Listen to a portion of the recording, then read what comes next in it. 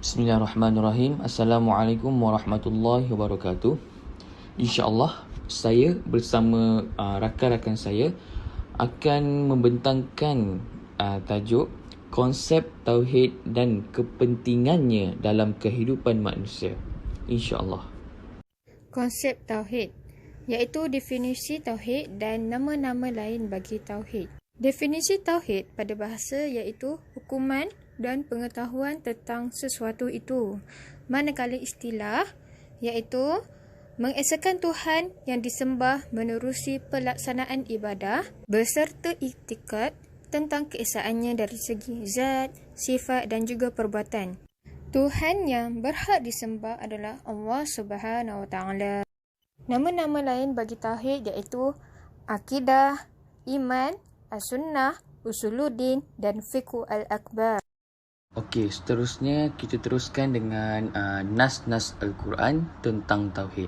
Okey. Sebelum tu kita baca yang bawahnya itu. Kebanyakan surah dalam Al-Quran, bahkan semua surah dalam Al-Quran mengandungi tauhid. Antara nas Al-Quran tentang tauhid, yang pertama daripada surah Al-Fatihah ayat 2. Maksudnya, segala puji bagi Allah, Tuhan yang memelihara dan mentadbirkan sekalian alam. Okey, nas yang kedua daripada surah An-Nas ayat 1. Maksudnya, katakanlah, yakni wahai Muhammad, aku berlindung kepada Allah, pemelihara sekalian manusia. Okey, seterusnya kita masuk kepada hadis-hadis tentang tauhid. Okey, sebelum tu kita baca yang bawahnya dulu. Okey.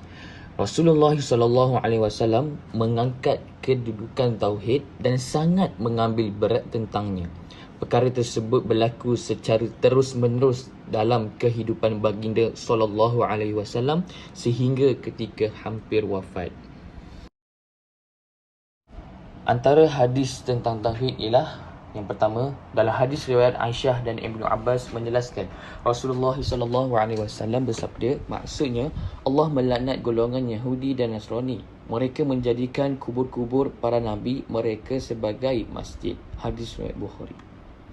Hadis tentang tauhid yang kedua ialah hadis riwayat Abdullah bin Umar radhiyallahu anhu yang menjelaskan Jibril alaihissalam berkata, maksudnya beritahu aku tentang iman. Rasulullah SAW bersabda, kamu beriman dengan Allah, para malaikat, kitab-kitab, para rasul, hari akhirat, dan kamu beriman dengan qadar sama ada yang baik maupun buruk.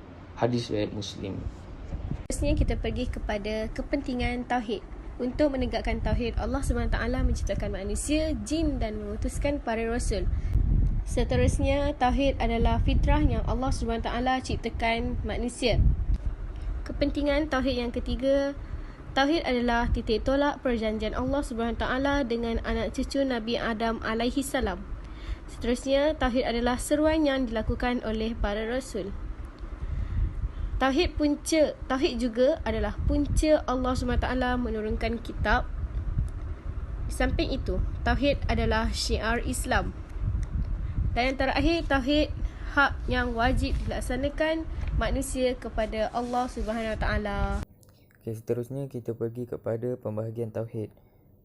Yang pertama ialah tauhid rububiyah, iaitu meyakini bahawa Allah Subhanahu Wa Taala adalah Tuhan yang menciptakan dan mewujudkan alam semesta dan seluruh yang ada di langit dan di bumi.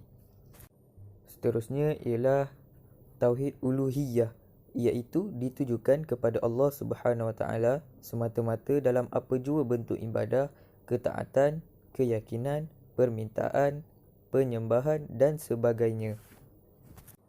Dan yang terakhir ialah tauhid asma' wa sifat, iaitu beriman dengan semua sifat-sifat yang ada pada Allah Subhanahu Wa Taala melalui dalil-dalil dan nas-nas yang terdapat dalam Al-Quran dan hadis-hadis yang sahih.